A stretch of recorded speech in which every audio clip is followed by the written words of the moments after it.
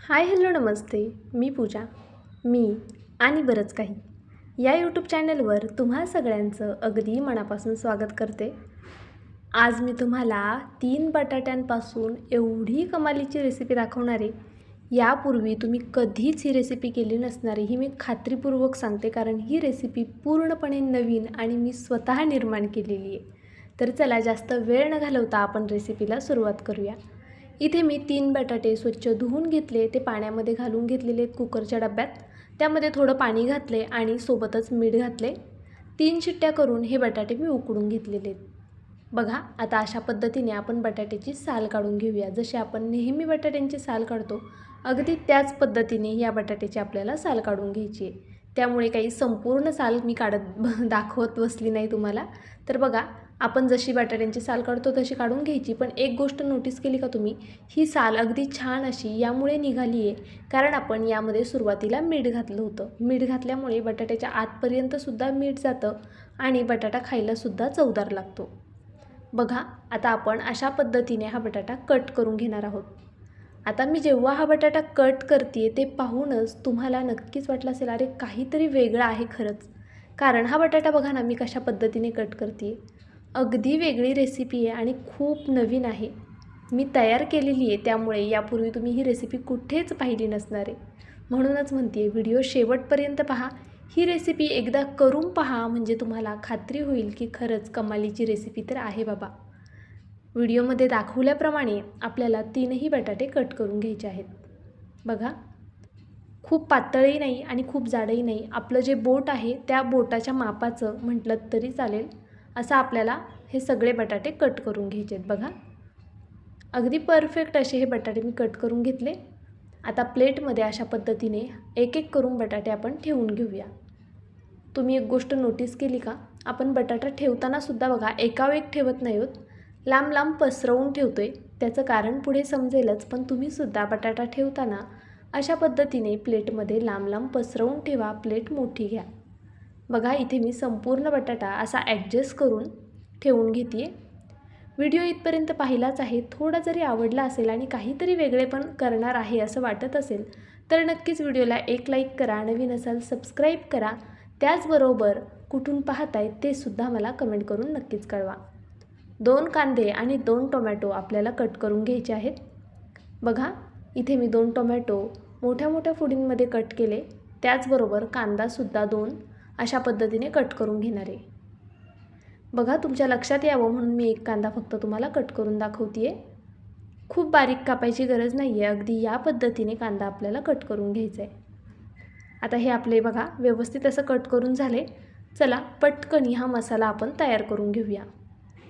आता तुम्हाला प्रश्न पडला असेल, मसाला तर तयार करते आणि अशा पद्धतीने बटाटा कट करून ठेवला आहे, म्हणजे मग भाजी करणार आणि तो बटाटा यामध्ये सोडून देणार. पण पुढे खूप मोठी प्रोसेस आहे आणि खूप वेगळी प्रोसेस आहे.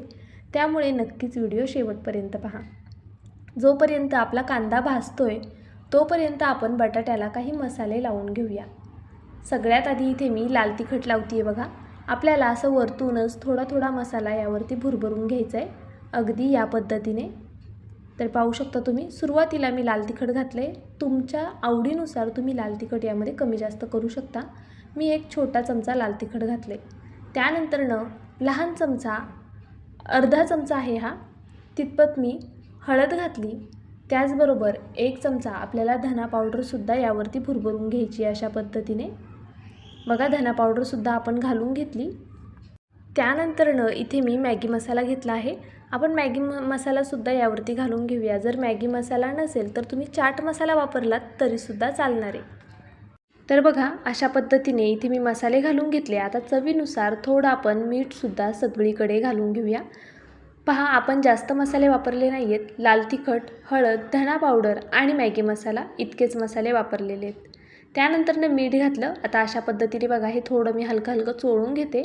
आपल्याला दोन्ही साईडनी मसाले छान लावून घ्यायचेत. तर बघा, बटाटा उचलायचा आणि असा एक एक करून अशा पद्धतीने चोळून घ्यायचा. खूप सोपं आहे खरं तर, अजिबात वेळ लागणार नाही. मसाले टाकून घ्यायचे आणि अशा पद्धतीने पटापट फक्त सगळीकडे चोळून घ्यायचे. ही रेसिपी केल्यानंतरनं खायला एवढी कमाल लागते ना, खरंच तुम्ही नेहमी या पद्धतीने ही बटाट्याची रेसिपी कराल.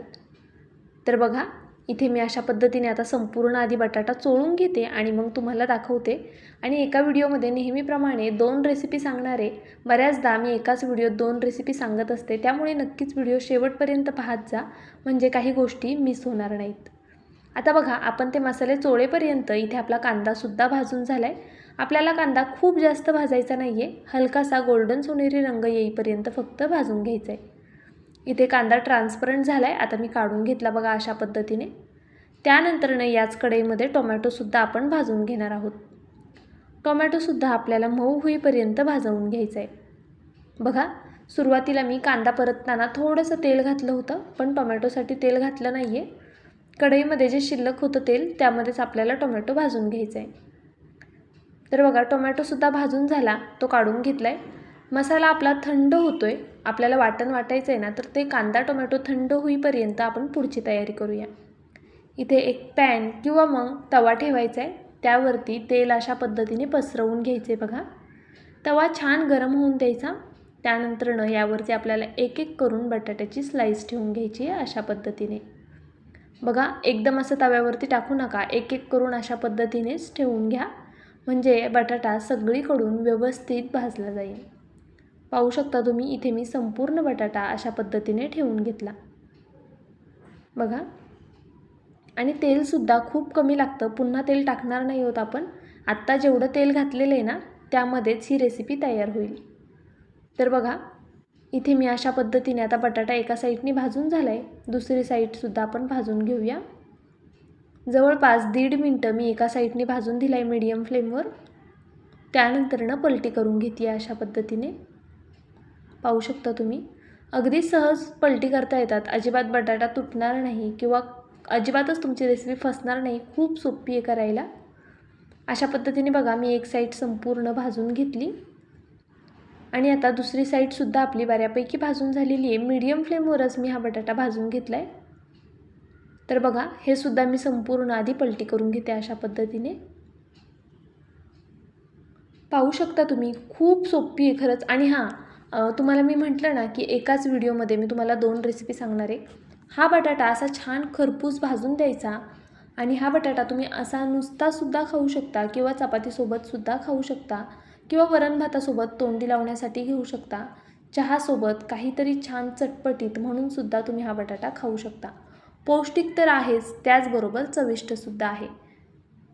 तुम्हाला अजून कशाप्रकारे हा बटाटा खाता येईल ते मला कमेंट करून कळवा. या बटाट्याचे थोडेसे लहान लहान तुकडे करून कांदा टोमॅटो घालून चाट म्हणूनसुद्धा नक्कीच तुम्ही हा बटाटा खाऊ शकता. आता चला, आपला बटाटा तर तयार झाला आहे. पॅनमध्ये मी असाच ठेवणार आहे, म्हणजे खालची बाजू अजून थोडी भाजली जाईल, थोडी खरपूस होईल. तर बघा, इथे आपलं वाटणसुद्धा थंड झालं आहे, त्यामध्ये मी लसूण आणि कोथिंबीर ॲड केलेली आहे. आता हे वाटण वाटून घेते, तोपर्यंत आपली कढई पुन्हा गरम होईल. तर मी तुम्हाला काही गोष्टी अशा पद्धतीने दाखवते आहे, म्हणजे मग तुमचासुद्धा वेळ वाचेल रेसिपी करताना. बघा, कढई गरम होईपर्यंत आपण पटकनी मिक्सरला वाटण वाटून घेतलं. अर्धा मिनटं खूप झाला वाटण वाटण्यासाठी. त्यानंतरनं कढई गरम झाली, यामध्ये आपल्याला गरजेनुसार तेल घालायचे. या रेसिपीसाठी तेल थोडं जास्तीचं घातलं की रेसिपी छान चविष्ट लागते. तुम्हाला जर नको असेल जास्त तेल तर तुम्ही कमी तेलातसुद्धा ही रेसिपी करू शकता. मी इथे 2 पळ्या इतपत तेल घातलं होतं. त्यानंतर आपल्याला यामध्ये काही खडे मसाले घालायचे, जे तुमच्याकडे अवेलेबल असतील ते तुम्ही खडे मसाले यामध्ये वापरू शकता. त्यानंतरनं सुके मसाले घालून घेऊया.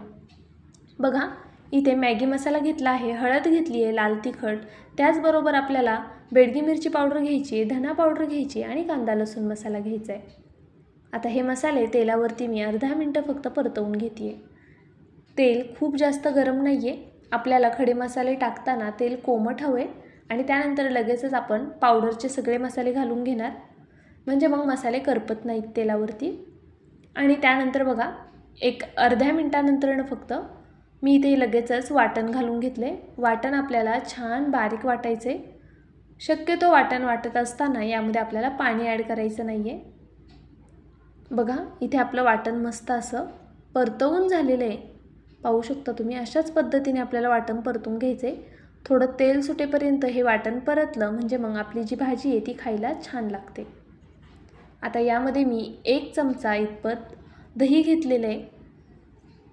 दही घातल्यामुळे ही रेसिपी खूप जास्त छान लागते, त्याचबरोबर तिची टेस्ट एकदम बदलून जाते. जर तुम्हाला दही घालायचं नसेल तर तुम्ही स्किप केलं तरी चालणार आहे, पण एकदा दह्यामधला हा बटाटा करून पहा, खूप कमाल लागतो खरंच. आणि यामध्ये आपण टोमॅटोसुद्धा वापरलेला आहे, त्यामुळे दह्याचं प्रमाण कमी ठेवायचं आहे. मी जवळपास 1 चमचाभरच यामध्ये दही वापरलेले आहे. आता बघा, सगळ्या वाटणासोबत हे दहीसुद्धा मी छान मिनिटभर परतून घेतलं. त्यानंतरनं यामध्ये गरजेनुसार पाणी ॲड करायचे. इथे पाणी तुम्ही कोमट करून घेतलं तर अतिउत्तम. आता तुम्हाला भाजी किती घट्ट किंवा किती पातळ करायची आहे त्यानुसार तुम्हाला इथे पाणी घालून घ्यायचं आहे. तर बघा, मी गरजेनुसार यामध्ये पाणी ॲड करते. व्हिडिओ इथपर्यंत पाहिलाच आहे म्हणजे नक्कीच तुम्हाला व्हिडिओ आवडला असेल. व्हिडिओ जर आवडला असेल तर प्लीज माझ्यासाठी एक लाईक नक्कीच करा. नवीन असाल तर सबस्क्राईब करा आणि व्हिडिओ कुठून पाहताय ते सुद्धा कमेंट बॉक्समध्ये कळवायला विसरू नका. बघा, अशा पद्धतीने मी इथे पाणी ॲड करून घेतलं. जितकी गरज होती तितकं पाणी घातलं आहे. आता चवीनुसार मीठ घालूया. ही भाजी खूप पातळ करायची नाही आहे किंवा खूप जास्त घट्टही करायची नाही आहे, अगदी मीडियम अशा पद्धतीने. बघा, आता ही भाजी उकळल्यानंतर अजून थोडी घट्ट होणार, त्यामुळे मी थोडीशी पातळ धरली आहे. यामध्ये जे परतलेले बटाटे होते ते आपण घालून घेऊया. हा बटाटा खरं तर असा नुसता खायला खूप जास्त छान लागतो. बघा, इथे मी संपूर्ण बटाटा टाकला आणि त्यानंतरनं पॅनला मसाला आणि तेल लागलं होतं, त्यामुळे मग त्यातसुद्धा थोडं कोमट पाणी घालून यामध्ये ते घालून घेतले. तर बघा, अगदी हलक्या हाताने मी हे थोडंसं मिक्स करून घेतलं. आता आपण झाकण ठेवूया आणि ही ग्रेव्ही छान अशी शिजून देऊया. आपला बटाटा तर ऑलरेडी शिजलेला आहे, त्याचबरोबर आपण तो परतलासुद्धा आहे. पण असा ग्रेव्हीमध्ये अजून बटाटा शिजून दिला की मसाले आतपर्यंत जातात आणि टेस्टसुद्धा खूप छान येते. बघा, अगदी बारीक गॅसवरती मी ही ग्रेव्ही जवळपास 5 ते 8 मिनटं अशी उकळून दिली आहे. कमीत कमी 5-6 मिनटं तरी ही ग्रेव्ही छान उकळू द्या, म्हणजे हिची जी टेस्ट आहे ती खूप कमालीची येते. आपण भाजी करायला ठेवते वेळी जितकी भाजी होती त्यातली थोडी भाजी आटून द्यायची, म्हणजे मसाले आतपर्यंत मुरले जातात तोपर्यंत. बघा, वरतून भरपूर अशी कोथिंबीर ॲड करते आहे. कोथिंबीर आपण वाटतानासुद्धा वापरली आहे आणि वरतूनसुद्धा पुन्हा टाकली आहे. जर तुमच्याकडे पुदिना असेल तर नक्कीच वाटताना तुम्ही पुदिन्याचासुद्धा वापर करू शकता. इथे बघा, अशा पद्धतीने आपली ही मस्त बटाट्याची अगदी वेगळ्या पद्धतीची भाजी तयार झाली आहे. पाहुणे आल्यावर करा, नाहीतर उपवास सोडायला करा, भाजी तर कमालच होणार. तुम्हाला माझी आजची ही रेसिपी कशी वाटली ते मला कमेंट बॉक्समध्ये कळवायला मात्र विसरू नका. नवीन असाल, अजून सबस्क्राईब केलं नसेल तर प्लीज एक सबस्क्राईबसुद्धा नक्कीच करा. उद्या असाच एक छानसा व्हिडिओ घेऊन मी पुन्हा हजर राहीन. तोपर्यंत bye. Thank you so much for watching.